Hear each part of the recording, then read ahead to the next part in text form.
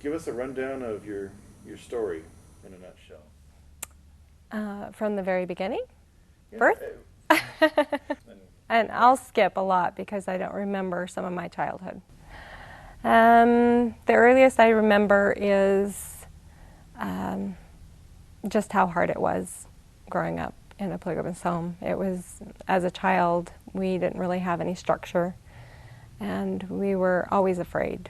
And I was afraid of males in particular, just because they were not necessarily, my dad would abuse us, but the males that came into the home were very oppressive. They did whatever they wanted to the children and the women in the home. And so right away I felt that that's how all men were. And I actually had gained a relationship with God earlier in my life. And it started in the middle of the night when he came in a thunderstorm. And to this day, I still love thunderstorms. They bring happy memories. I just crave them. I love them. When they come, it just gets me excited. I love them. And then afterwards followed a rainbow. So those two I really love a lot. well, tell me a little bit about that experience. I do remember as a child after that, it was almost like that opened up kind of conversations with God as a little girl. And so I used to openly talk to him, just like we're talking.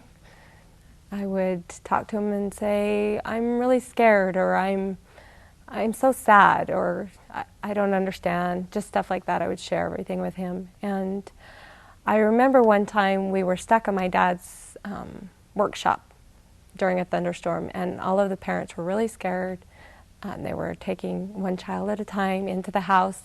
And I remember thinking, I can walk. I'm good. I can go out there. I'm fine. I'm not. God's not going to kill me.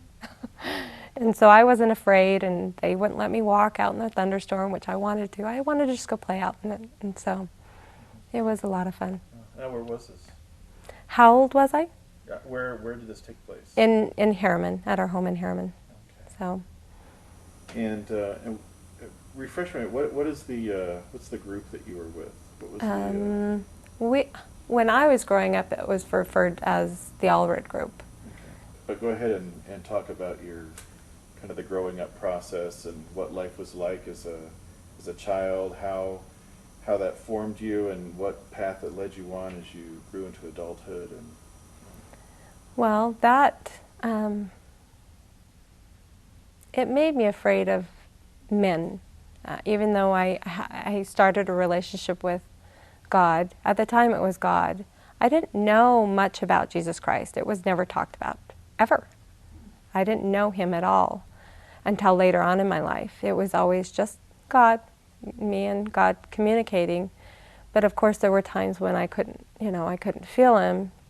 As I was getting older and some of the teachings that took shape in my head, he slowly left. And that was really difficult.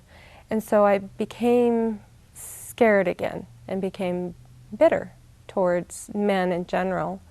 I would have guys whistle at me or touch me at school, and I would just turn around and tell him to knock it off in a mean way. And so I knew I wanted children, though.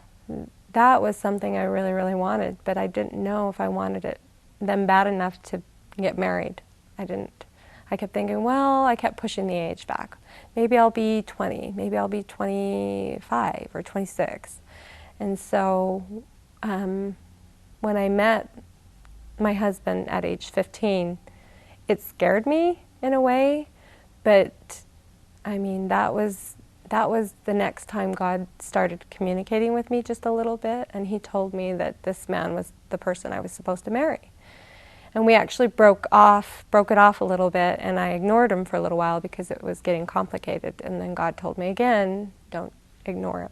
And so I didn't. And we ended up getting married at an early age because our parents and the leaders of the Allred group forced us, it kind of forced us to get married younger, to leave, because we weren't able to date. They wouldn't allow us to date at all.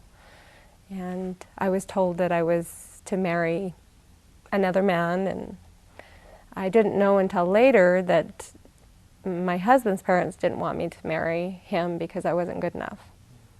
And So, why was that? my maiden name is Daly, and that wasn't a very good name in the Allred group. We were looked down upon, and I heard, a lot of rumors, and they came to be true, that people would talk about us, and they're not any good, and we, they shouldn't marry people who were important and stuff like that. And so they were my parents, my husband's parents joined the Allred group when he was, I think he was 15. So it was a year before we met, or 2 years before we met, because he was 16 at the time. So he didn't grow up in the whole polygamy culture. Mm-mm, mm-mm. But they were very impressionable, and they heard a lot of the stuff about our family, so his parents were persuaded in that direction. But he didn't care. So in the Allred group, was there a certain amount of liberty that you had in terms of who you married? I mean, obviously you chose somebody that you believe God had wanted you to marry. Yeah. But you say that they had somebody else picked out for you? They did, but luckily my mom wasn't the type. My parents at this time were separated, and my dad had left the group, and luckily my mom didn't really care about that sort of thing, and ultimately she had the choice, and she didn't mind that I chose who I wanted to marry. So she was the one essentially that had the authority then? And yes, yes. Okay. And she didn't want us to have a relationship so early, and it happened, but she supported us in the relationship because she knew that it wasn't going to go away. So. And how old were you when you got married? I was 17 when I got married to my husband. So. And he was how old? He was 18. He was 16. He was 18. So. Wow.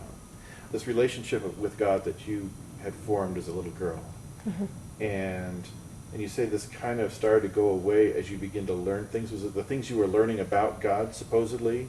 It changed. It changed. Tell me, what was the things you started learning about God that kind of chased him out of your life? Well, who he was changed. I mean, sometimes I would refer back to him, but he was slowly going away because all of that, the new doctrine would come in, and it would cloud what I knew of who he was. And sometimes throughout my life I would make comments to my husband about who he is. And so I think my husband was used to my idea of who he was, but as it got harder, because we left the polygamous church and joined the Mormon church, it got harder for me. We had a big family. We had 6 kids, and I started having, more than one calling, and my life got more stressful. And so it got harder to trust God, because I kept referring back to their God, because they kept telling me, no, this is the way God is. We have to help ourselves. We have to do all of this stuff for ourselves. And so it was very difficult to try to figure out the identity of who God really was in my mind, because I became confused. It was so confusing. And I found, as I was teaching in many positions in the church, I found it even more confusing, because a lot of the stuff was contradictory. And so contradictory among itself, or contradictory with what you had experienced? Contradictory of what I experienced as a child, of who God told me he was, and what the Mormon church was telling me he was. And they didn't ever really push a relationship with God, ever. We didn't really need him. We could do everything ourselves. As a young child in the polygamous church and brought into the Mormon church, I believed that if you were unhappy, then you were doing the right thing, because Satan only visits those who are doing the right thing. So that was something that my husband had to help me grow out of, that problematic view of who God was too, and who, being unhappy, and that's not how it works. He used to tell me all the time, no, God wants you to be happy. I'm like, but if we're unhappy, then we're in the right place, because Satan wouldn't tempt us if we're, and we used to have arguments about it, and so that was really hard. That was something instilled from Mormonism, and so that was something that was really hard to overcome. What were some of the characteristics of God that you knew as a child, but yet were hearing different things as a Mormon or as in the polygamous church? Well, I knew he was good as a child. Everything about him was good, that he could help anyone, that he loved everyone. I knew that he loved unconditional. He didn't put conditions on his love. And that I knew as a child he didn't care if we were imperfect, that he still loved us. And as I grew up, that was harder and harder to convince myself that God was real, because people would tell you, they would make comments like, oh, those people must not be doing what is right, or they wouldn't be in that position, or, the comment, I know, one of the comments I hate the most is modest is hottest. I hate that comment because growing up, I had a lot of friends who weren't perfect according to Mormonism. They had pink hair, and they had clothes that they could afford, clothes that they could wear that were hand-me-downs, weren't necessarily modest. And so I struggled with that, because I knew who they were inside. They were really good people who, if you just got to know, their hearts were very kind, and all they wanted to do was be accepted and loved. We're put in different situations where we don't have the convenience to have the modest clothing that we, were commanded to wear. And so I had a hard time with that. And the other thing is when I was in the polygamous group, they were very racist. And I did not like that. I had a hard time with that one too, because the God I knew before wasn't racist. He loved everyone equally. And so as I would, make friends, and sometimes I would make a friend, with somebody of a different race, you'd hear snide comments or remarks, and I'd be like, is this really, I started getting angry at God. I started just thinking, if this is supposed to be true, I don't want to be a part of it, because it's not worth it to me to be a part of the celestial kingdom that's going to act like this, or there are certain people that aren't going to be worthy to be there. I just didn't want to be a part of it. And so, but part of my struggle is when I started having children, the Mormon Church started teaching, well, if you don't, obey some of the commandments that the church, or the guidelines that the church have set, then you can't have your children with you, or you can never be in a kingdom with babies.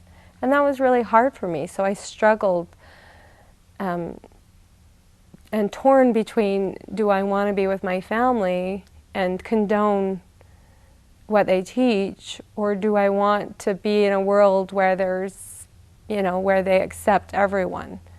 And so it was really hard for me. It was really hard.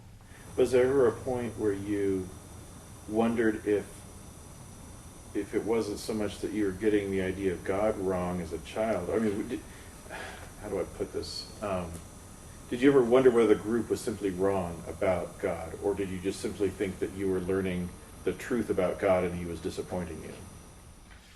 I think I knew from the beginning as a child, who God was. But like I said, as I got older, and that's why I'm sure Jesus said, it holds children in high regard because they don't get older and mix up stuff. They see it how it is, and they stay true to the purest form of, God and Jesus. And so as I got older, I got that confused. I got it mixed up. It started becoming harder, and I started, becoming lazy and imperfect in my relationship with God, and I started becoming angry with him. I was really, really angry with him. And I think it reached a climax when I read the book, The Miracle of Forgiveness. I read that book and I just cried. It was the hardest book to read. Because I realized it didn't matter what I did, that I was never going to be good enough. And I would lay in the bathtub at night and just cry my eyes out, and I would just say, God, I'm not good enough. So maybe maybe my lot in life is to raise children that are good enough. Because they were important to me, they were really important to me, and everything that I did, I wanted to teach them about God and Jesus Christ, because that's what my mom did. My mom was very, very good about teaching us about God and Jesus Christ. That's when I was introduced, I think, to Jesus Christ, was when we separated from my dad and we moved away, and my mom started talking about Jesus, but even she didn't have quite the understanding, because she was still working really, really hard for that relationship. And so it was really hard. After I read that book, you were LDS when you read that, right? Yeah. And it's amazing. There are some people that read it and they don't take it literally. But everything that I read from the prophets, I took literally, because they're a prophet. I mean, I thought, well, this is, laid out for us to perfect ourselves, to get ourselves to where we need to be. And yet it just seemed like I was the one person that wasn't doing it right, and I wasn't going to make it. And so... And you were figuring probably that you were the only person in the world, or one of a handful, that ever struggled with this. Everyone else seems to be getting it. Why can't Yeah. Nobody talks about, their struggles, because everybody's trying to put on this perfect facade. They're trying to look perfect. It's like the supermodel that's, been painted and brushed up, and they look perfect, but we know on the inside that they have struggles also. Mormon families try to portray that. I mean, when you see them on TV, I'm Mormon and I live it and I love it and we're happy. It makes the rest of the people feel bad. It makes them feel bad about themselves, because deep down inside they know they can't be as good as these people, or their houses can't be this clean, or they can never be the perfect mother, they can't be the perfect homemaker. The standards are too high. And they've tried to talk about that in Relief Society, about that, but it still comes across that way. They really don't go as far as, hey, we shouldn't feel this way. And that's all it gets. It doesn't go past, really trying to support these women and say, you don't have to be perfect. I mean, if they said, you don't have to be perfect, give it to Jesus Christ because he'll save you. That's why he died on the cross 2,000 years ago. Then it would be so much better. But they don't say that. They can't say it because it's not what they teach. So... who knows who was lying and crying in a bathtub thinking, why can't I be like Mary? Why, she seems to have it all together. Yeah. And they're all doing it. They're all doing it. And if they say they don't, they're lying. They're lying to themselves. It's hard. It's hard to do it yourself. I did it for so many years, and I couldn't do it anymore. I became depressed. And I would tell my kids this. I mean, the last 3 or 4 Christmases, I got even more depressed. And I remember telling or making comments to them. I remember saying, I don't know what's wrong with me. I used to have a relationship with God, but I don't anymore. I don't know where he went. He's not here anymore. And just this last May, I found him. And I was so surprised because everything that I knew about him came back. Everything. Everything. It was so easy. Once he was revealed to me, I knew it was right. It was instant. And I said it out loud. I said, it's you. And that was amazing. It was an amazing feeling because I knew that the God of Mormonism wasn't the one that I felt as a child. He wasn't. He couldn't save me. He couldn't hold me. When you're an adult, you have to take care of yourself. You have to buck up. You have to do it all yourself. You have to grow up. You can't be childlike. Yet Jesus Christ told us all to be childlike. And so when I found him, I just wanted him to hold me. I knew it was him. But he had a lot of work to do because throughout the years, I had a lot of psychological problems with the teaching the Mormon gospel has taught. And one of the things that was really hard to let go was families can be together forever. You know, when I found out that the Mormon church wasn't where I wanted to be, that one was a hard one to leave behind because I thought, does my family, I had a panic attack. I said, does my family mean anything to me? And as I studied his word, the Bible, I knew that families meant even more. And it was more perfect than it was in Mormonism. I even had a son ask me, Mom, if families are supposed to be perfect, why are we supposed to be on different planets when we're married? Why can't we be together? And it took me back just a little bit, and I thought, you know, you're right. And I told him the same thing that all Mormons tell people, you know, their kids or each other, well, God will work it out. But I hated saying that to him because I didn't have the answer. I hated saying that. And so for me, I struggled with it because I would even talk to my husband and say, you know, I'm getting sick and tired of hearing, well, God will work it out. I only have one lifetime. And I want to know what's going to happen on the other side. I want to know now. And I'm pretty sure God is good enough to tell me. And so I want to know. It was important to me.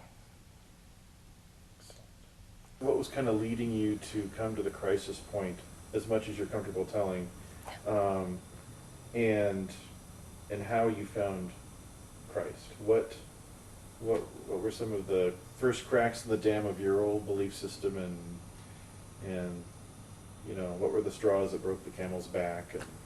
Well, I was slowly losing God. The longer I stayed in Mormonism, the longer I pushed him away, because when I accept Mormonism, I accept their God, and their God couldn't help me. He couldn't. He's not sovereign. He's not.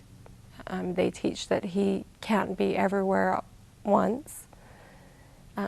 He's not all-powerful. We have to do it ourselves. And so as I accepted, the longer I stayed in Mormonism and accepted their God, I slowly became depressed. I got to the point where I started having thoughts that my family would be better without me, and that I had plans to find a job. I had laid out this whole plan of what I was going to do, where I was going to go, that I was going to get a job immediately, and that they would be better without me because I was dragging them down. And God's always mattered to me because at an early age, he was such a significant part of my life. And being around people where he doesn't matter was really difficult to me. I would make comments and stuff, and they would just brush it off. Or if I wanted to talk about him, they really didn't want to talk about him. They wanted to talk about their day or what they got when they went shopping, and none of that mattered. It never mattered to me. So there was almost like no spiritual life in... Mm-mm. No. People would talk about their struggles. They would talk about their marriages. They would talk about their children, and they didn't ever talk about God, ever. And I remember when I first started teaching Relief Society, over a year ago, I remember thinking that I'm supposed to be here. I'm supposed to teach Relief Society. I had a really good feeling about it, and that's another thing, feelings. How can you trust them? But I do believe that God actually wanted me to be there, because I saw some of the contradictions even more. I had to actually leave some of my lessons open for discussion because I couldn't teach them. And one of them was on, can we raise our babies that we have died before we had a chance to raise them yet? They taught that everybody was adults in the next life. And so the lesson contradicted itself, and I had a hard time with that. And so it was left open. And people that's what happens in the church, is that people can it's a smorgasbord religion, I'll call it. They can just pick and choose whatever they want what makes them comfortable to believe. And so there are some doctrines that people haven't even heard about, or they don't care about, or they just, push it in the closet. They don't want to deal with it right now. And so it's never addressed, never the problems. And I had problems when I was teaching. And so when I found out the truth, I was ready. I was ready to find out. It just took one person telling me, the Mormon church isn't real. It's not true. And I'm like, I know. And that's what I said. I know.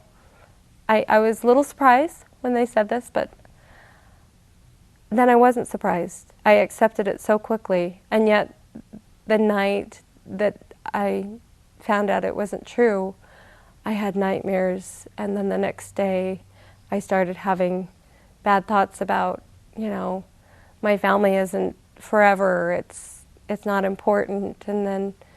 But as I picked up the Bible, it was almost like reading a new book. It was just amazing. Before, it was boring, and I couldn't believe anything I read in there. And then as I picked it up, I could believe everything I read in there. It was amazing. And it was really, really weird to have everything change inside of me. And I could feel it. I could literally feel it. I mean, when you talk to people about this, they kind of brush it off like, yeah. But I could literally feel it change inside of me. And that I felt like before I had a veil over my eyes and it was gone, and I could see things that other people couldn't see. And it was amazing. And it gave me strength. And I found the more that I read the Bible, the more I felt protected by anything that was making me upset, harming me. I think my husband realized that I needed to be close to God too, because he bought me a cross necklace. And I don't take it off. I can't take it off because it makes me grumpy when I do. And so I think my husband's realized how important this is to me. And he's been really, really supportive, which is... And where is he on the journey? He's on his own journey. God has a perfect journey for him. Oh, yeah. And we've accepted each other's journeys, and that's a good thing. And transitioning from believing that the Mormon Church is not true, what was the transition between understanding the truth of who God was again, as it were? Was it instantaneous? Was it a process? I mean, kind of...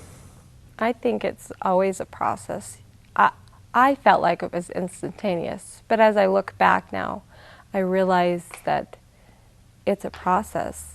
I mean, when I was teaching in Relief Society, I knew I was scared to do it because there's a lot of women in there you have to teach and stand up in front of. And so as I started talking to God again and asked Him to help me so that I wouldn't be nervous, I wouldn't make a fool of myself. As I started asking Him for help, He started moving back into my life, and that's what He wants.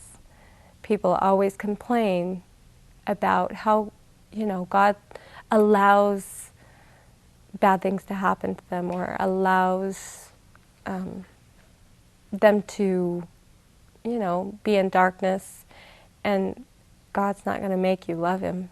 He won't. He's given you a choice, and if you want Him, you have to ask for Him. If you want the peace of mind, go find Him. He'll accept you with open arms no matter what you do. No matter what you do. Go find Him. And when I realized, as I was opening up and asking Him for more help, He was leading me to the truth. Now, from the group to the Mormon Church, I always knew that I was going to leave the group. I never, ever was going to stay. My mom on her deathbed asked me, "Did you always know you were going to leave the polygamous group?" And I said, "Yes, I did. I knew polygamy was wrong. God told me it was wrong." When? When I was a child. Yeah. So, and I saw, as I grew up, I saw how unhappy people were. I not only saw how unhappy my parents were and how unhappy the interactions were with sister wives in that case. I got to live with different families because when we left, we didn't always have a home.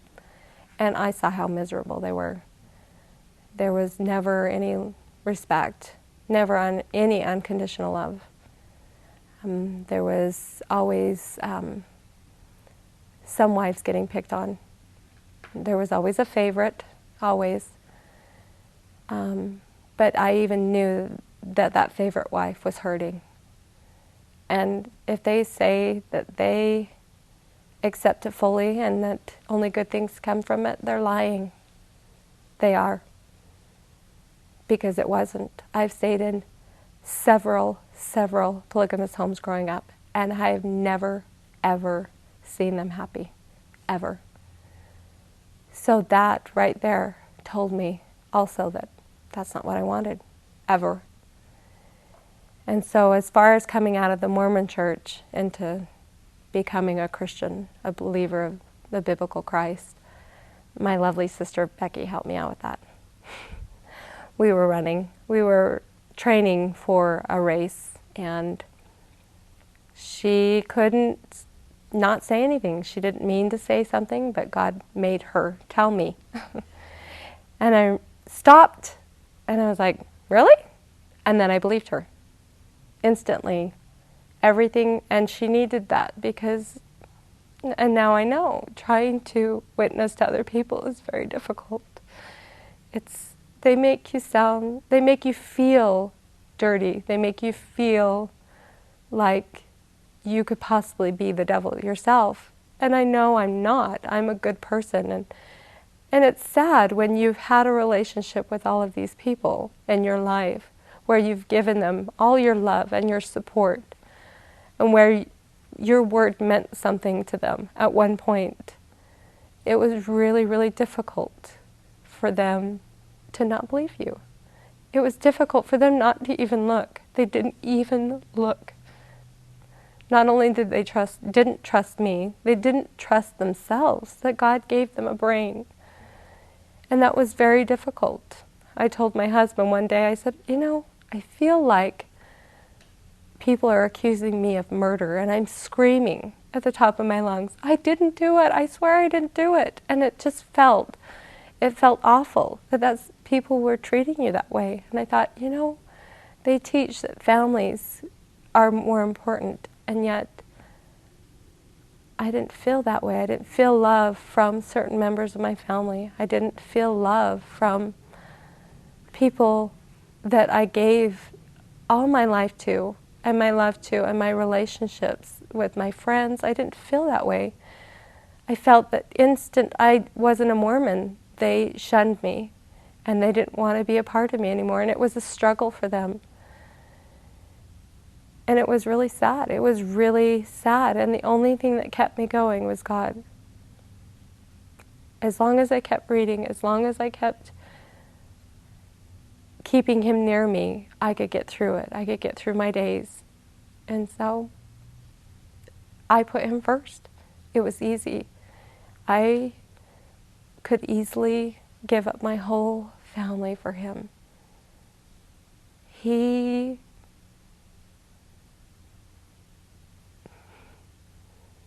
the most amazing thing I've ever felt in my life. So it's worth it. 1,000,000 times over. I would live 1,000,000 lives and give up my family 1,000,000 times over for Him. Because He gives me strength. Because He loves me unconditionally. There's no conditions. Because He keeps His promises. Because He can do everything He says that He can do. And I trust Him. I trust Him. He says that I can trust Him. And He's done everything He says He did. Yeah. And faith is a gift from God in itself. And I would ask them, really, who would you put your faith in? Would you put it in God, or would you put it in a man? The God that was perfect in every way, that is perfect in every way. Or a human being who has human flaws and can lead you astray. Who do you trust? You are more important than you think you are. And you're worth it to find out. And what do you have to lose? Nothing. Because His promises are real, and He cares about you.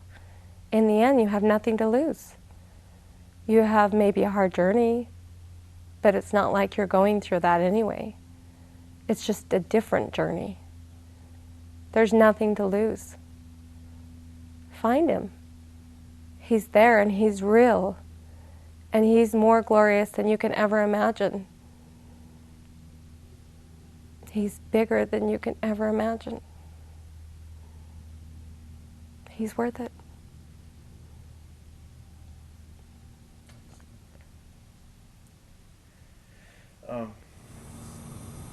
Just kind of for the sake of comparison, now when you left the polygamy group and became a Mormon, compare that contrast with when you left Mormonism and became a Christian. In other words, how big of a step was it to go from the AUB to the Mormon Church? Was it really a huge step in terms of... It wasn't a big step at all. It was very easy. It was... Can you rephrase that? The polygamists accepted me as a Mormon because they teach the same thing. My mom used to tell me that the Mormon church was the mother church and the polygamist church was the father church, just because they teach the same thing. They just didn't have polygamy. And in order for you to have the fullness of the gospel, you have to live polygamy. And so, at the time, I knew polygamy was wrong, and I didn't think about it. I just did what every other Mormon did. I put it on the shelf. It didn't bother me for a long time. That part I knew was wrong, the polygamy. And so I thought, I didn't have an option. I didn't know there was another option at the time. And so the step from the polygamist church to the Mormon church was a very easy step. In fact, it was a happier step because they seemed happy. They didn't hide their flaws as much. The polygamous church didn't hide their flaws, and the Mormon church did. So they perceived to be a more beautiful church. And that's where I wanted to be. So coming out of Mormonism into being a Christian was more difficult, but it was more worth it. It was so much more worth it.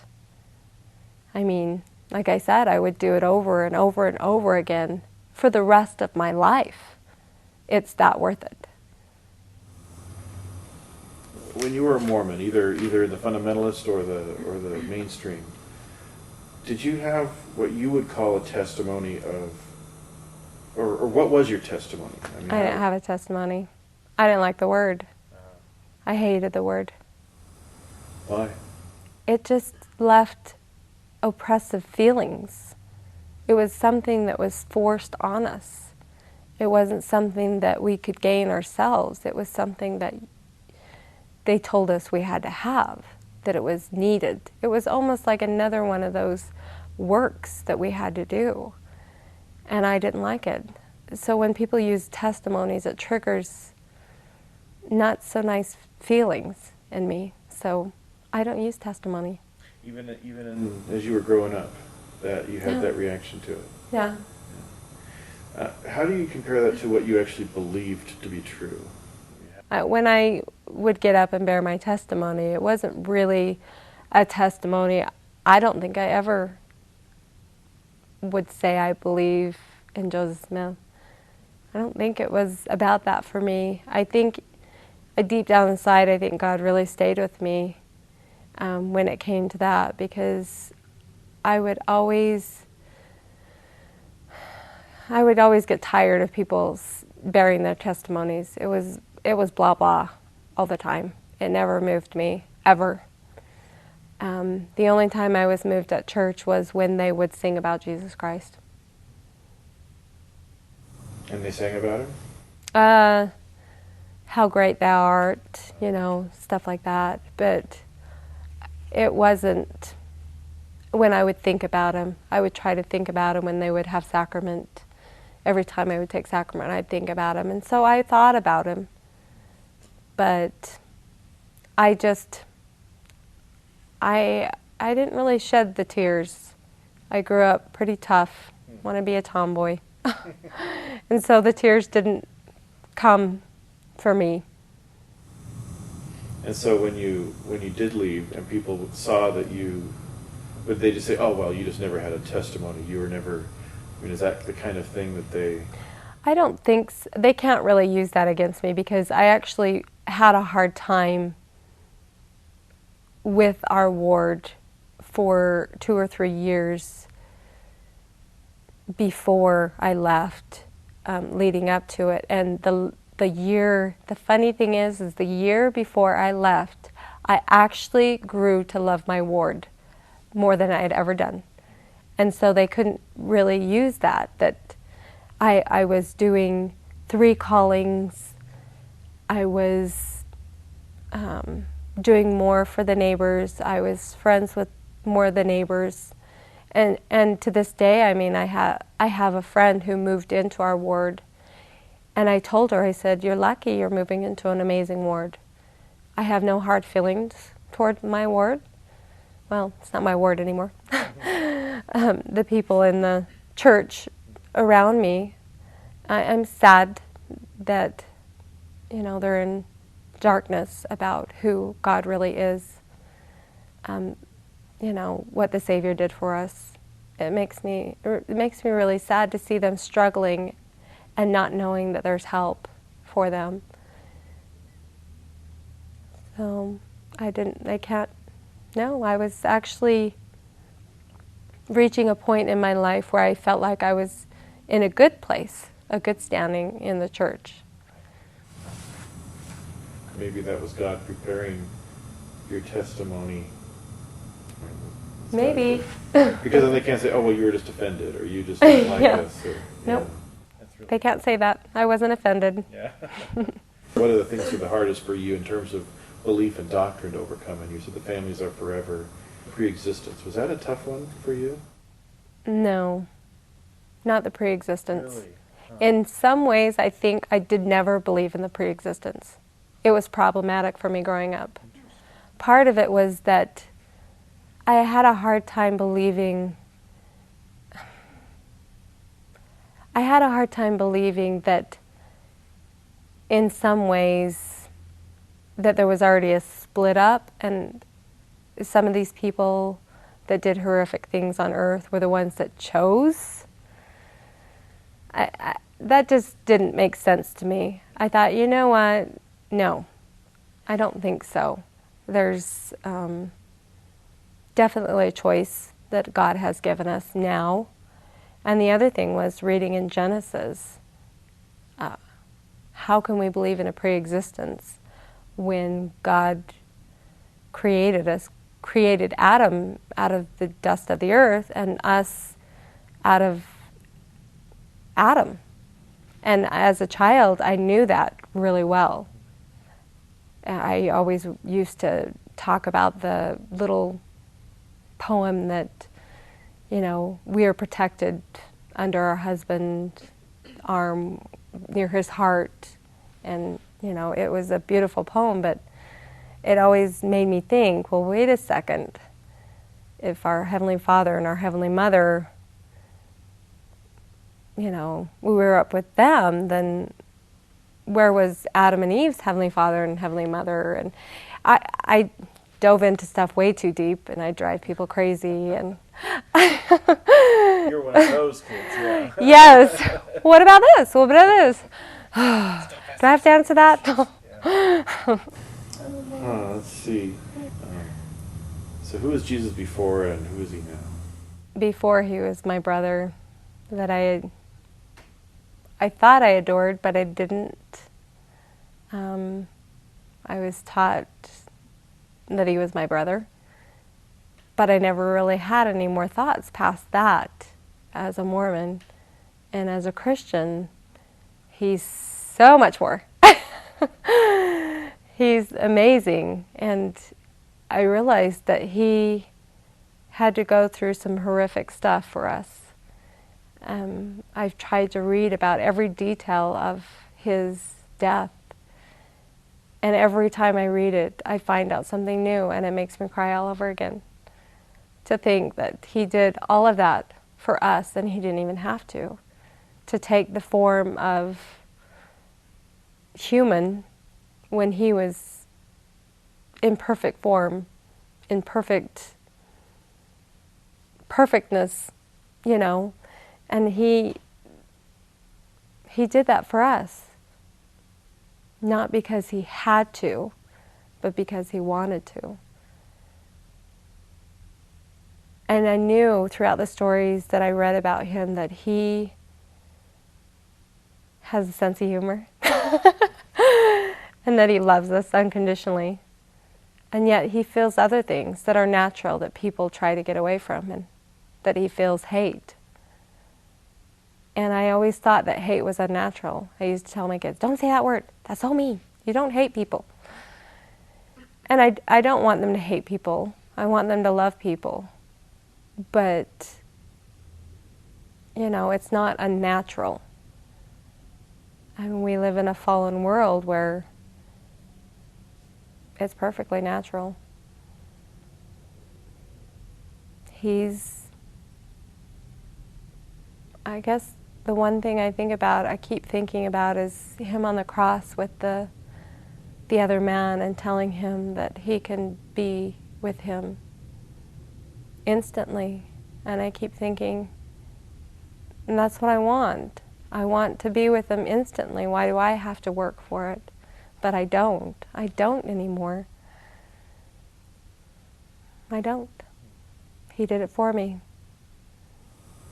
What was grace before, and what is it now? Before, grace was, I know most people say it was a blessing. But grace to me before was just a name. It was a girl's name. It didn't mean anything to me before. But now grace is hope that I didn't even dare to have before. It shows everything in that word. The whole meaning has changed. It's love. It's hope. And insurance, knowing that I'm saved.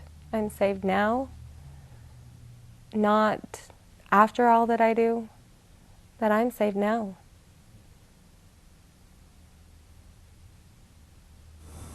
And about the Bible? Before and after. The Bible before was boring. It was hard to get through it, and I didn't make it through it all.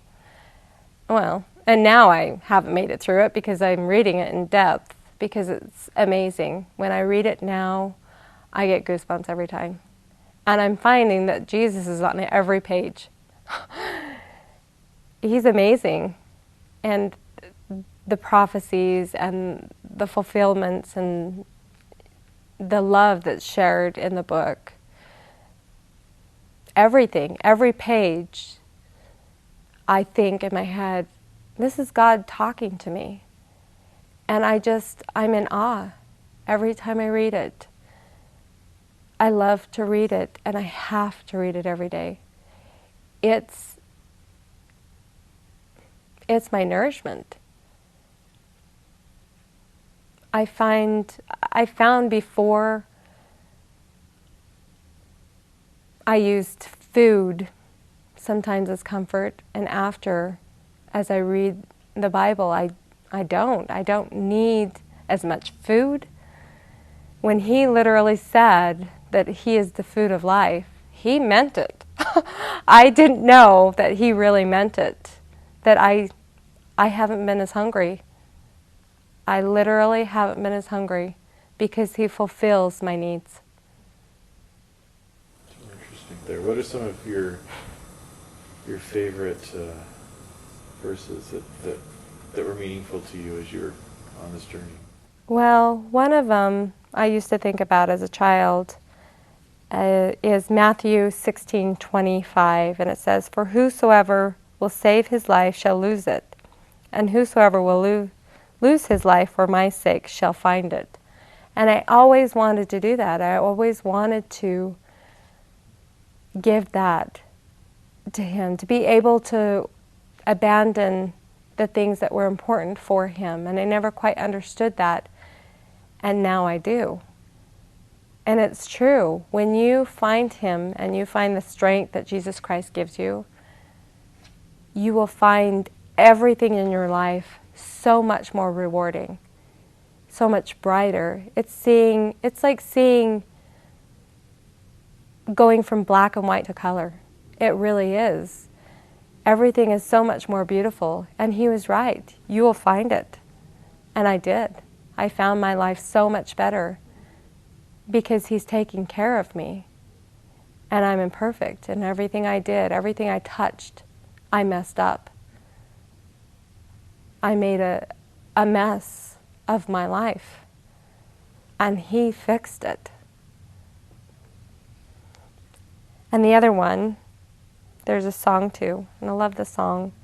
And it says, "For what is a man profit if he shall gain the whole world and lose his own soul?" And I love that one because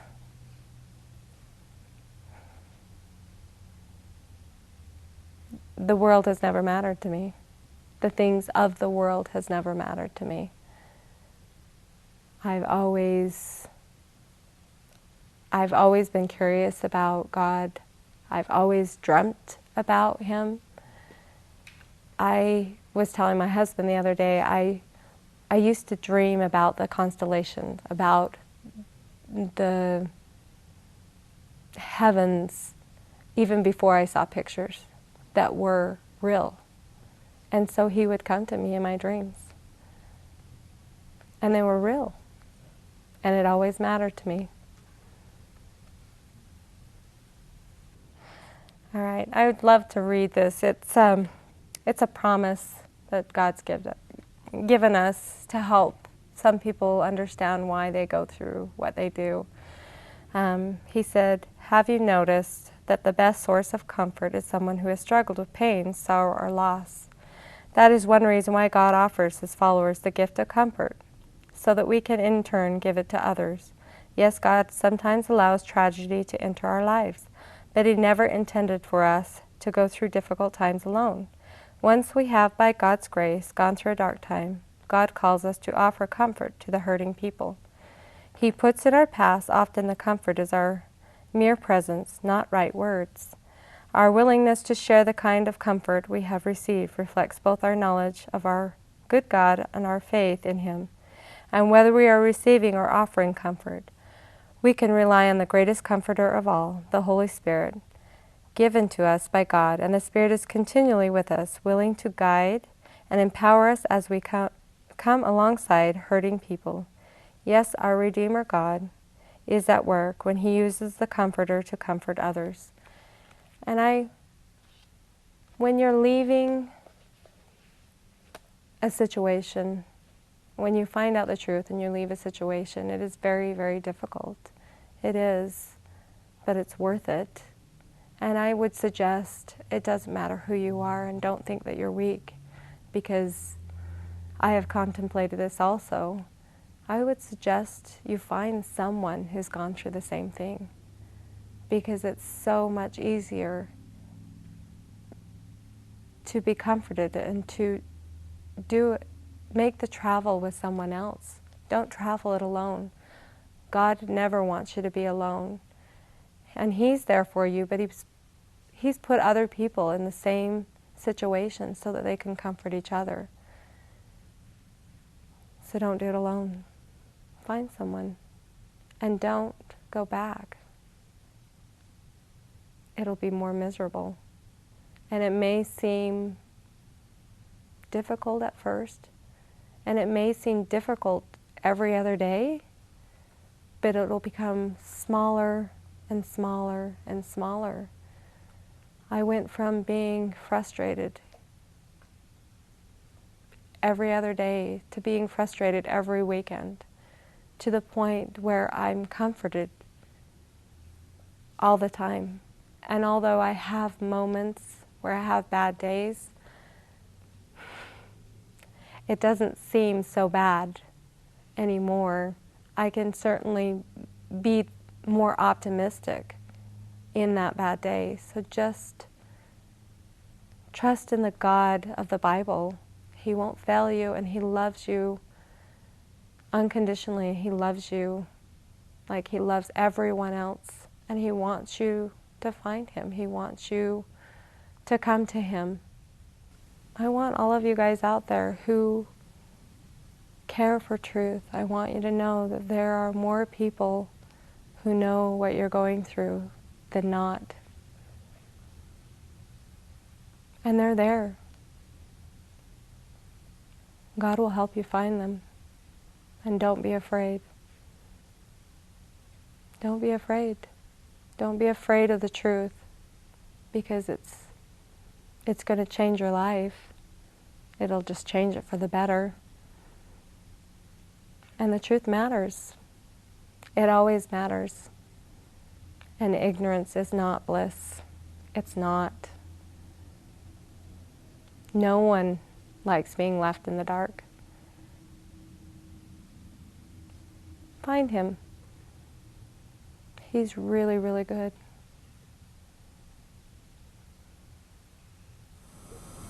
What kind of need would you see for a facility for people who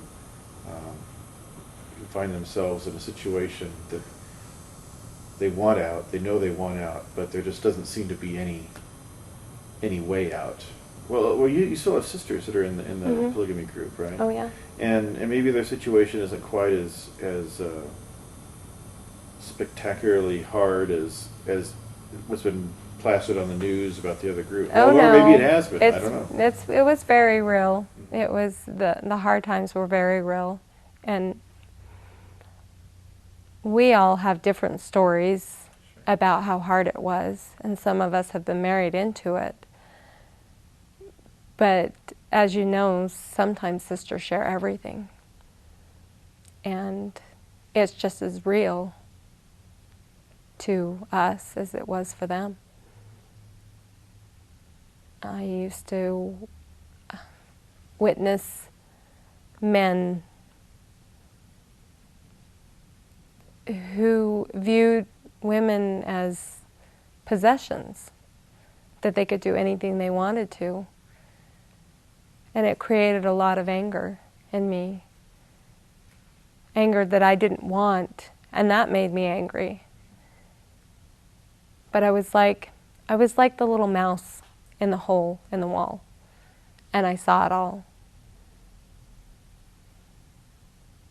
And I just wanted to run out and do something. But I felt small and lost. I felt helpless. And it created some anxiety that I didn't really know that I had until I started reading some of the stories of other women of the earlier Mormonism. And I realized that the earlier stories of Mormonism are the same as the women now that are living in polygamy. It hasn't changed at all. And the way men are oppressive, even in Mormonism, it hasn't changed. Because women are to obey them. And I always had a problem with that. And my husband had to be pretty special to put up with me. Because pretty stubborn. Well, it's very good that you didn't grow up in the polygamy culture then, at least anyway. Huh? I had to be a fighter. I was a fighter. I viewed myself as ugly growing up, and I always thought that if I was ugly, I would be strong, so I could fight. And I didn't like myself at all for being weak because I wanted to be strong. I had a hard time with that. I wanted to be strong. I wanted to help, and there was no way I could help. And so I just sat back and I watched all these men do whatever they wanted to all these women in my life, and sometimes me. And I couldn't do what I would think about it. And when I did fight, I didn't get very far. And it was really frustrating. Was there any time in your life where if you knew for sure that there was a safe place to go? I used to crawl in a hole from one of the closets into another closet into a room that was locked. And I used to stay in that room. I don't think I had a bedroom. I don't remember having a bedroom or a bed. I would just find a place to hide. And I could just go anywhere I wanted to. I mean, one time I fell asleep out in the field where we would herd our cattle. And nobody found me. So I was just alone. One of the things that we wonder is if people knew that there was a place that they could go, and they had confidence that there was a place they could go with their children, especially. Yes, it would be so much easier. Would they leave? It would be so much easier for people to leave And that if they knew they had help. That we would even come and get them Oh yeah. and Yeah. provide the transportation Yeah. to the place to go. I know myself and others also in situations would help.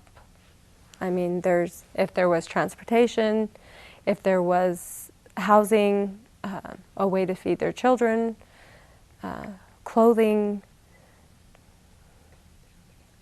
When you leave a bad situation, all you want is to be safe. All you want is safety. You don't want luxury. You don't even think about it. You just want somewhere safe you can go especially, for yourself and your children. So, and if there was that place, then yes, they would easily go. Very easily. Especially if they had a sport of someone the same gender. So yes, I would say that would be very important to have some help for them.